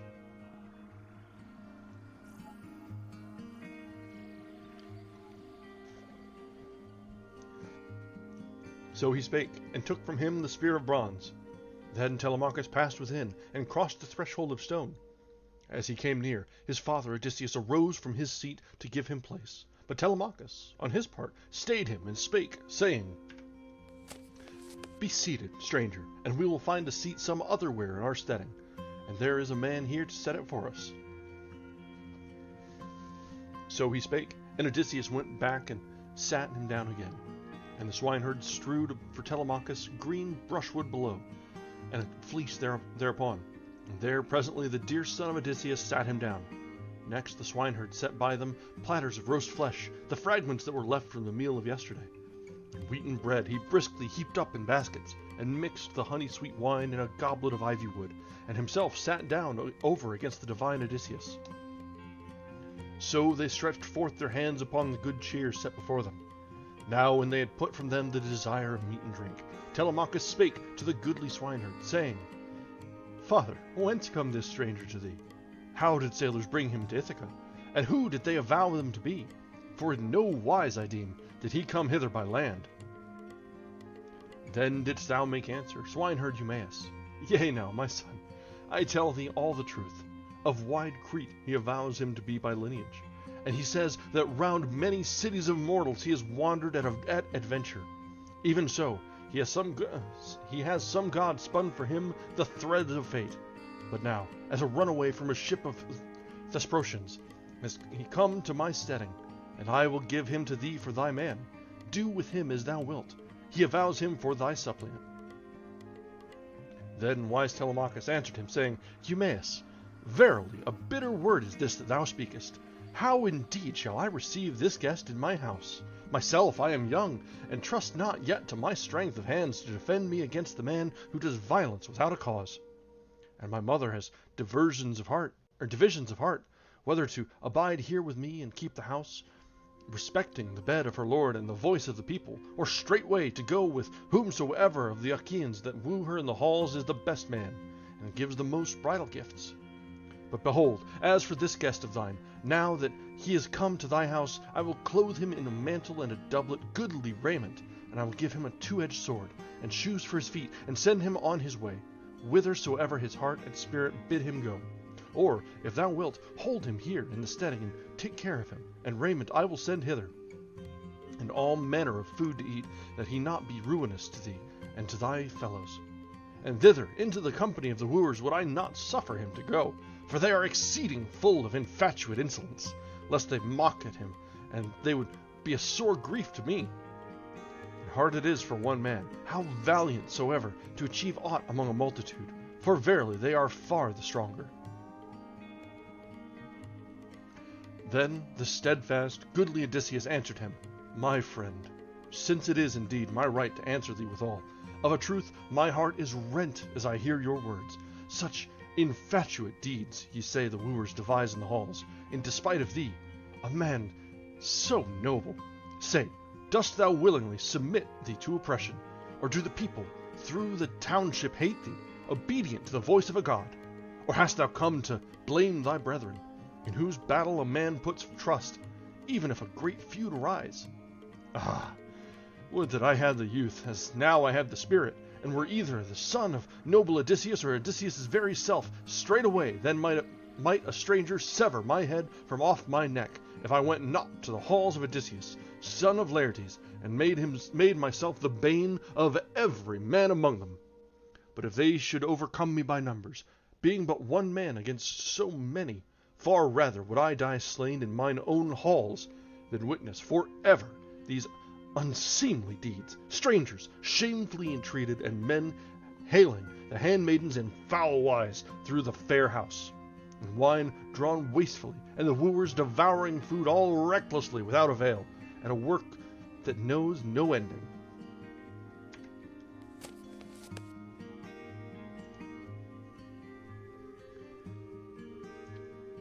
Then wise Telemachus answered him, saying, Yea now, stranger, I will plainly tell thee all. There is no grudge and hatred borne by the whole people, neither have I cause to blame my brethren, in whose battle a man puts trust, even if a great feud arise. For thus, as thou seest, Cronion has made us a house of but one heir. Arsacius got him one only son Laertes, and one only son Odysseus was begotten of his father, and Odysseus left me the only child of his getting in these halls, and had no joy of me. Wherefore now are foemen innumerable in the house. For all the noblest that are princes in the lands, or in the islands, in Dulichium and Same and wooded Zacynthus, and as many as lord it in rocky Ithaca, all these woo my mother and waste my house. But as for her, she neither refuseth the hated bridal, nor hath the heart to make an end. So they devour and minish my house, and ere long they will make havoc likewise of myself. Howbeit these things surely lie on the knees of the gods. Nay, father, but do thou go with haste, and tell the constant Penelope that she hath got me safe, and that I am come up out of Pylos. As for me, I will tarry here, and do thou return hither, when thou hast told the tidings to her alone. But of the other Achaeans let no man hear it, for there be many that devise mischief against me. Then didst thou make answer, swineherd Eumaeus, I mark, I heed, all this thou speakest to one with understanding.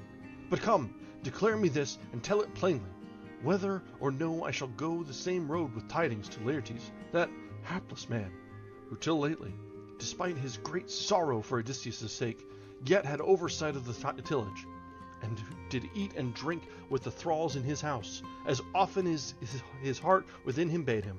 But now, from the day that thou wentest in thy ship to Pylos, never to this hour, they say, hath he so much as eaten and drunken, nor looked to the labors of the field. But with groaning and lamentation he sits sorrowing, and the flesh wastes away about his bones. Then wise Telemachus answered him, saying, All the more grievous it is! Yet will we let him be, though we sorrow thereat.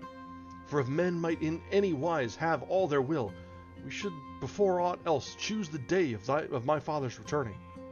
But do thou, when thou hast told the tidings, come straight back, and go not wandering through the fields after Laertes, but speak to my mother, that with all speed she send forth the house dame her handmaid secretly, for she might bear tidings to the old man. With that word he roused the swineherd, who took his sandals in his hands and bound them beneath his feet, and departed for the city. Now Athene noted Eumaeus the swineherd passed from the steading, and she drew nigh in the semblance of a woman fair and tall, and skilled in splendid handiwork, and she stood in presence manifest to Odysseus over against the doorway of the hut. But it was so that Telemachus saw her not before him, and marked her not, for the gods in no wise appear visibly to all. But Odysseus was ware of her, and the dogs likewise, which barked not, but with a low whine shrank cowering to the far side of the steading. Then she nodded at him with bent brows, and goodly Odysseus perceived it, and came forth from the room, passed the great wall of the yard, and stood before her. And Athene spake to him, saying, Son of Laertes, of the seed of Zeus, Odysseus of many devices, now is the hour to reveal thy word to thy son, and hide it not, that ye twain, having framed death and doom for the wooers, may fare to the famous town. Nor will I, even I, be long away from you, being right eager for battle. Therewith Athene touched him with her golden wand. First she cast about his breast a fresh linen robe and a doublet, and she increased his bulk and bloom. Dark his color grew again, and his cheeks filled out, and the black beard spread thick around his chin. Now she, when she had so wrought, withdrew again. But Odysseus went into the hut, and his dear son marveled at him, and looked away, for very fear lest it should be a god. And he uttered his voice, and spake to him winged words. Even now, stranger, thou art other in my sight than thou wert a moment since, and other garments thou hast, and the color of thy skin is no longer the same. Surely thou art a god of those that keep the wide heaven. Nay then, be gracious, that we may offer to thee well-pleasing sacrifices and golden gifts, beautifully wrought, and spare us, I pray thee. Then the steadfast, goodly Odysseus answered him, saying, Behold, no god am I. Why likenest thou me to the immortals? Nay, thy father am I, for whose sake thou sufferest many pains and groanest sore, and submittest thee to the despot of men. At the word he kissed his son, and from his cheeks let a tear fall to the earth. Before he had stayed the tears continually, but Telemachus, for as yet he believed not that it was his father, answered in turn and spake, saying, Thou art not Odysseus my father, but some god beguiles me, that I may groan for more exceeding sorrow. For it cannot be that a mortal man should contrive this by the aid of his own wit, unless a god were himself to visit him, and lightly of his own will to make him young or old. For truly, but a moment gone, thou wert old and foully clad, but now thou art like the gods who keep the wide heaven. Then Odysseus of many counsels answered him, saying, Telemachus, it fits thee not to marvel over much that thy father is come home, or to be amazed. Nay, for thou shalt find no other Odysseus come hither any more. But lo, I, all as I am, after sufferings and much wandering, have come in the 20th year to mine own country. Behold, this is the work of Athene, driver of the spoil, who makes me such manner of man as she will.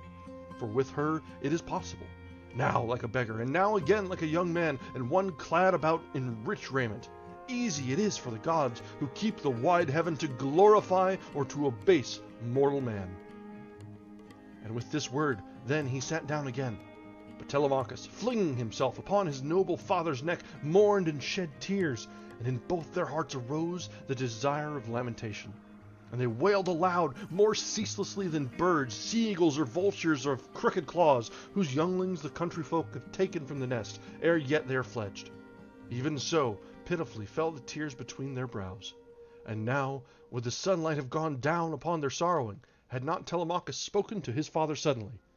And in what manner of ship, father dear, did sailors at length bring thee hither to Ithaca? And who did they avow them to be? For in no wise, I deem, didst thou come hither by land. And the steadfast, goodly Odysseus answered him, Yea now, my child, I will tell thee all the truth.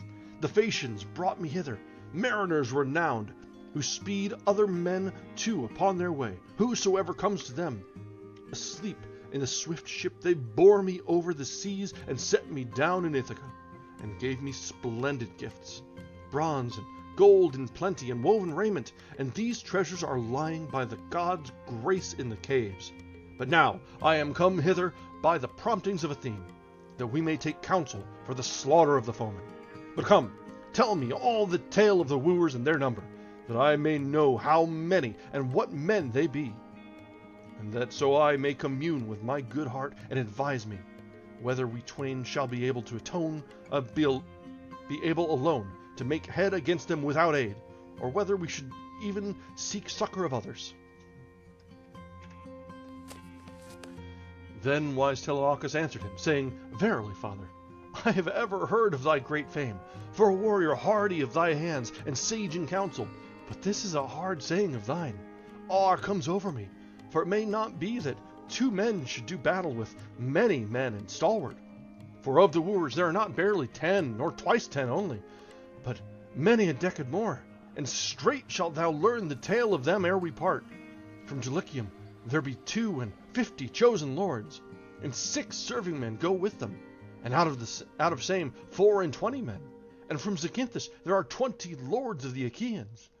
And from Ithaca itself full 12 men of the best, and with them Medon and the henchman, and the divine minstrel, and 2 squires skilled in carving viands. If we shall encounter all these within the halls, see thou to it, lest bitter and baneful for us be the vengeance thou takest on their violence at thy coming. But do thou, if thou canst think of some champion, advise thee of any that may help us with all his heart. Then the steadfast goodly Odysseus answered him, saying, Yea now, I will tell thee, and do thou mark and listen to me, and consider whether Athene and with Father Zeus will suffice for us twain, or whether I shall cast about for some other champion.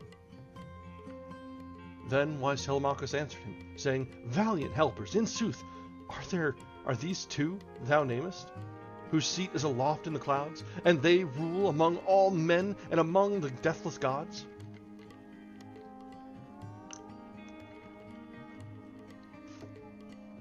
Then the steadfast, goodly Odysseus answered him, Yet will the twain not long keep aloof from the strong tumult of war, when between the wooers and us in my halls is held the trial of the might of Ares. But as now, do thou go homeward at the breaking of the day, and consort with the proud wooers. As for me, the swineherd will lead me to the town later in the day, in the likeness of a beggar, a wretched man and an old, and if they shall evil entreat me in the house, let thy heart harden itself to endure while I am shamefully handled. Yea, even if they drag me by the feet through the house to the doors, or cast at me and smite me, still do thou bear the sight. Howbeit, thou shalt surely bid them cease from their folly, exhorting them with smooth words. Yet no whit will they hearken. Nay, for the day of their doom is at hand. Yet another thing will I tell thee, and do thou ponder it in thy heart. When Athene, of deep counsel, shall put it into my heart, I will nod to thee with my head, and do thou note it, and carry away all thy weapons of war that lie in the halls, and lay them down every one in the secret place of the lofty chamber. And when the wooers miss them, and ask thee concerning them, thou shalt beguile them with soft words, saying, Out of smoke I laid them by, since they were no longer like those that Odysseus left behind him of old when he went to Troy, but they are wholly marred. So mightily hath passed upon them the vapor of fire. Moreover, Cronion hath put into my heart this other and greater care, that perchance, when ye are heated with wine, ye set a quarrel between you, and wound one the other, thereby shaming the feast and the wooing. For iron of itself draws a man thereto. But for us twain alone leave 2 swords, and 2 spears, and 2 shields of oxhide to grasp, that we may rush upon the arms and seize them. And then shall Pallas Athene and Zeus the counsellor enchant the wooers to their ruin. Yet another thing will I tell thee, and do thou ponder it in thy heart. If in very truth thou art my son, and of our blood, then let no man hear that Odysseus is come home. Neither let Laertes know it, nor the swineherd, nor any of the household, nor Penelope herself, but let me and thee alone discover the intent of the woman. Yea, and we would moreover make trial of certain of the men among the thralls, and learn who of them chances to honor us, and to fear us heartily, and who regards us not at all, and holds even thee in no esteem, so noble a man as thou art. Then his renowned son answered him, and said, O my father, of a truth thou shalt learn, methinks, even hereafter, what spirit I am of, for no whit doth folly possess me. But I deem not that this device of thine will be gainful to us twain. So I bid thee to give heed, for thou shalt be a long time on thy road to little purpose, making trial of each man. While thou visitest the farmlands, be at ease in thy halls, the wooers devour thy goods with insolence. And now there is no sparing. Howbeit, I would have thee take knowledge of the women, who they be that dishonor thee, and who are guiltless. But of the men, I would not that we should make trial in the steadings, but that we should see to this task afterwards, if indeed thou knowest some sign from Zeus, Lord of the Aegis. Thus they spake one to the other, and now the well-builded ship was well brought to the land at Ithaca, the ship that bare Telemachus from Pylos, with all his company. When they were now come within the deep harbor, the men drew up the black ship on the shore, while squires, haughty of heart, bare away their weapons, and straightway carried the glorious gifts to the house of Clytius.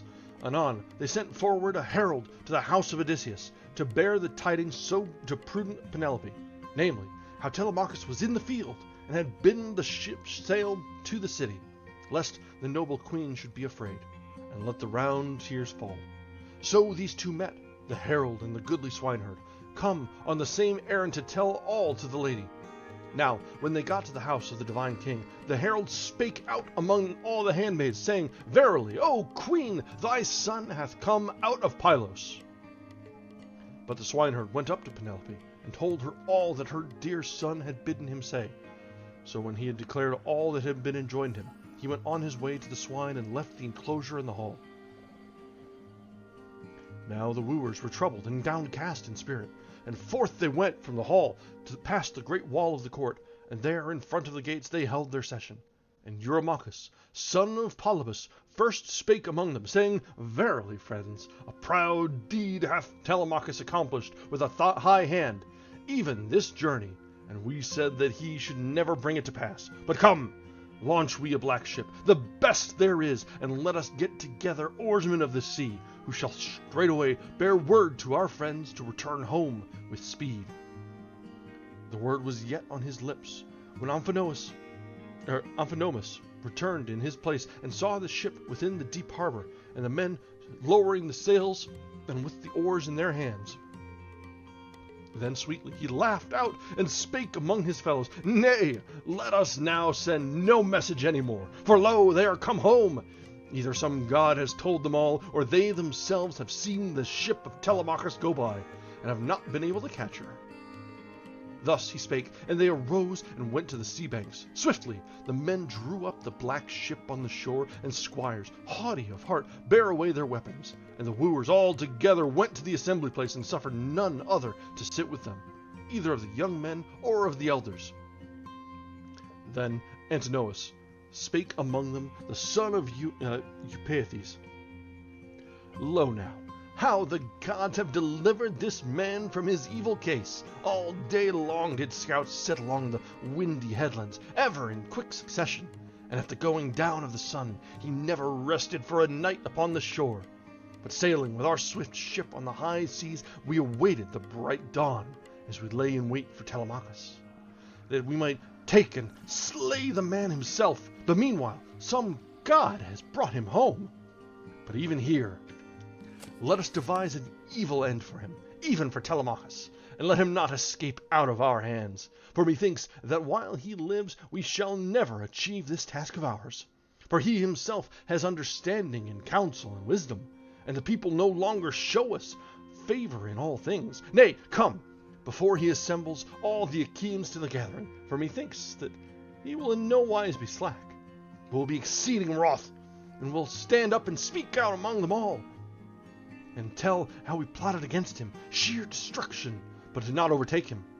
Then will they not approve us, when they hear these evil deeds. Beware then, lest they do us a harm, and drive us forth from our country. and we come to the land of strangers. Nay, but let us be beforehand, and take him in the field far from the city, or by the way, and let us ourselves keep his livelihood and his possessions, making fair division among us. But the house we would give to his mother to keep, and to whomsoever marries her.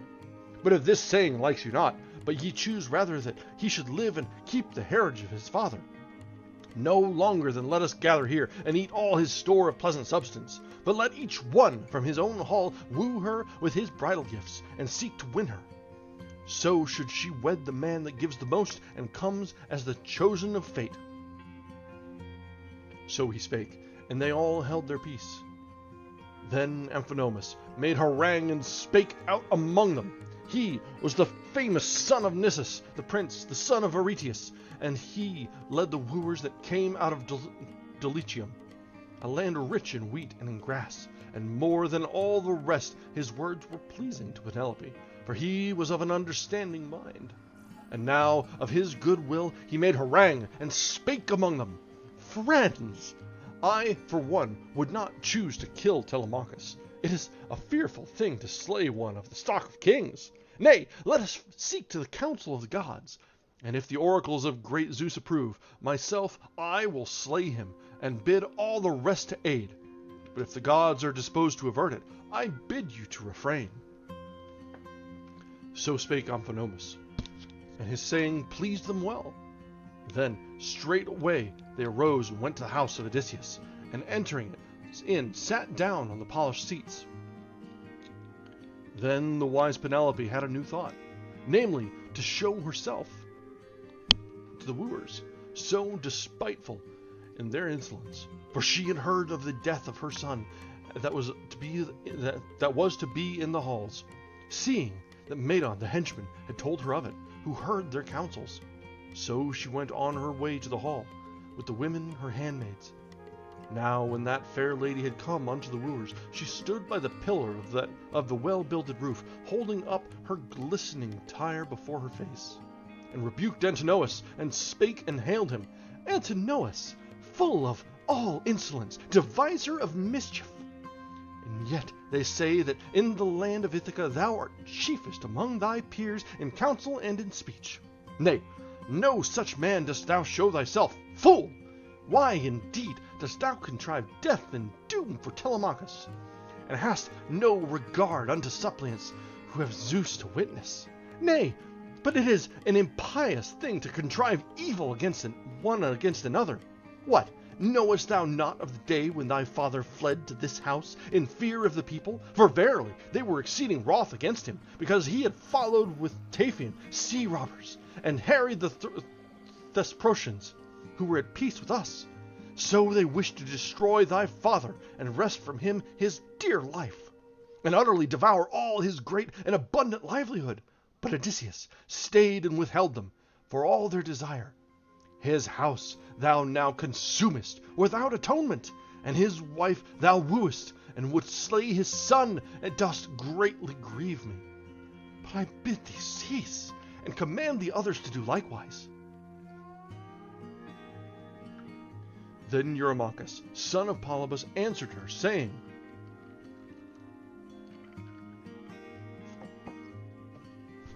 Daughter of Icarius, wise Penelope, take courage, and let not thy heart be careful of these things. The man is not, nor shall be, nor ever shall be born, that shall stretch forth his hands against Telemachus thy son, while I live and am on earth and see the light. For thus will I declare to thee, and it shall surely come to pass. Right quickly shall the black blood of such an one flow about our spear. For Odysseus, waster of cities, of a truth, did many a time set me too upon his knees, and gave me roasted flesh into my hand, and held the red wine to my lips. Wherefore Telemachus is far the dearest of all men to me, and I bid him have no fear of death, not from the wooer's hand, but from the gods. None may avoid it. Thus he spake, comforting her, but was himself the while framing death for her son. Now she ascended to her shining upper chamber, and then was bewailing Odysseus, her dear lord, till grey-eyed Athene cast sweet sleep upon her eyelids. And in the evening the goodly swineherd came back to Odysseus and his son, and they made ready and served the supper, when they had sacrificed a swine of a year old. Then Athene drew near Odysseus, son of Laertes, and smote him with her wand, and made him into an old man again. In sorry raiment she clad him about his body, lest the swineherd should look on him and know him, and depart to tell the constant Penelope, and not keep the matter in his heart. Then Telemachus spake first to the swineherd, saying, Thou hast come, goodly Eumaeus. What news is there in the town? Are the lordly wooers now come in from their ambush, or do they still watch for me as before on my homeward way? Then didst thou make answer, swineherd Eumaeus, I had no mind to go down to the city asking and inquiring hereof. My heart bade me to get home again as quick as might be, when once I had told the tidings. And the swift messenger from thy company joined himself unto me, the henchman, who was the first to tell the news to thy mother. Yet this too I know, if thou wouldst hear, for I beheld it with mine eyes. Already had I come in my faring above the city, where is the hill Hermaean, when I marked a swift ship entering our haven, and many men there were in her. She was laden with shields and two-headed spears, and methought they were the wooers, but I know not at all. So spake he, and the mighty Prince Telemachus smiled, and glanced at his father, while he shunned the eye of the swineherd. Now, when they had ceased from the work and got supper ready, they fell to feasting, and their hearts lacked not aught the equal banquet. But when they had put from them the desire of meat and drink, they bethought them of rest, and took the boon of sleep. Alright, and that brings us to the end of chapter 16. Let's see, the next one is, the next one's plenty long, so we would go, it probably end up going way long if we we would probably go way over should we continue. So we are going to stop here for the reading tonight, and we'll just kind of talk a little bit and just have a general sort of reflection of what we've had so far.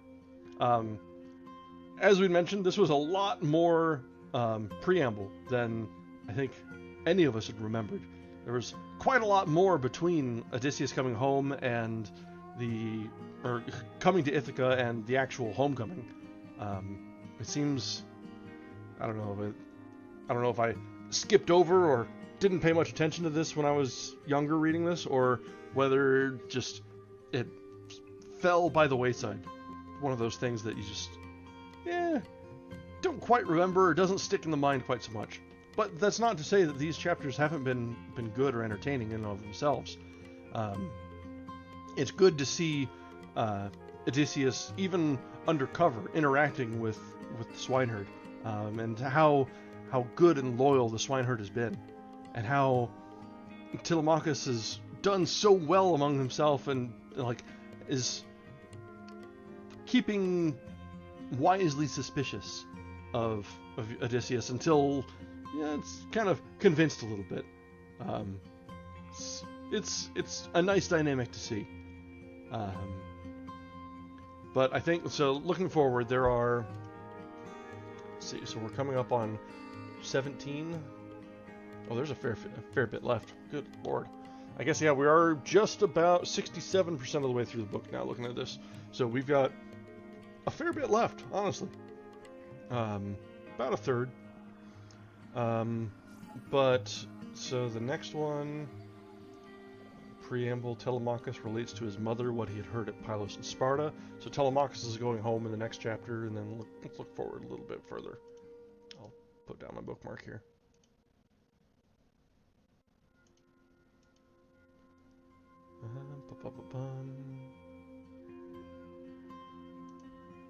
Oh wow. So then it's not the next chapter, and then the chapter after that. So is it 20? Okay. Well, they're thinking of it at 20. 21. Okay, so there is a little ways yet until things really start taking off. Definitely this weekend we will see the big confrontation when Odysseus comes home, but it might not be tomorrow. I think we'll be leading up to it, and probably with the pacing we're taking, it will likely be Sunday is the big confrontation, and it'll be I think we'll probably end off at a good little cliffhanger on tomorrow night. So it's pretty good pacing, good dramatic effect, right? All right. So with that, let's go ahead and just wrap up for the night. It's been a good reading so far. Yes, this was all preamble, and yes, well, we probably expected to come to the head of things, but I should have done a little bit of homework and read forward a little bit. But soon, and things are still happening. Yes, it's a lot of preamble, but now that we're in the present, as it were, not retelling of past stories, there's a lot more going on, and it's all interesting in and of itself. There's sort of a new tension in the air as all of us know more or less how this plays out. We know the ending. We either read it in school or we've heard about it, or just know that by the shape of the story which way it's going to go. But how it actually happens and how it plays out is every bit as interesting and important as the actual end result. So now that we're getting into it and seeing the things happen and not having the benefit of foreknowledge, it's easy to get into it. The drama is coming to a head, and we're getting more direct confrontation, as it were. So tomorrow we will begin, as always, at 8 o'clock Eastern Time, and we'll get probably 3 or 4 chapters in, just depending on the length, and we'll be getting probably just before the big confrontation, the final driving out, or the finishing of the suitors, or the clash between Odysseus and Telemachus and the suitors. And so, with that, let's go ahead and call this an evening. I will, at the last, do the YouTube thing. I am trying to grow the channel, finally. We've had some comfort reads, just being cozy together, and it'd be nice to share it out some. So, if you'd be so kind, go ahead and drop a like on the stream. It helps us out, gives us a little bit more reach and awareness to others that are out there, and we'll see if we can maybe get some new friends around here. And then with that, we will call it a night. Thank you very much for joining us, and I hope everyone will have a chance to join us tomorrow as we continue on with our reading of the Odyssey. Do start thinking ahead. As we're nearing the end of this one, I always enjoy taking suggestions for what we'll read next. So if you've got anything that is an old favorite of yours, or something that you've been meaning to read but never really got around to it, feel free to let me know, whether it be in chat or in comments on the videos or over on Bluesky. I've got my socials listed in the description of the video here.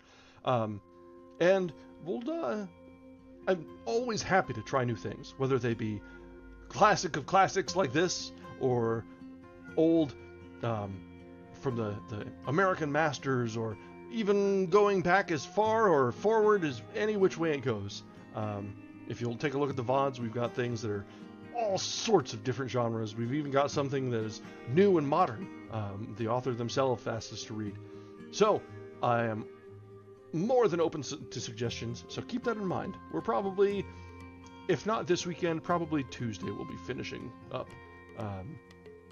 So we're not too far until the next book. So let's finish up here for the night, and I hope everyone has a wonderful evening, and we will see you next time as we continue our reading of the Odyssey. Thanks, guys!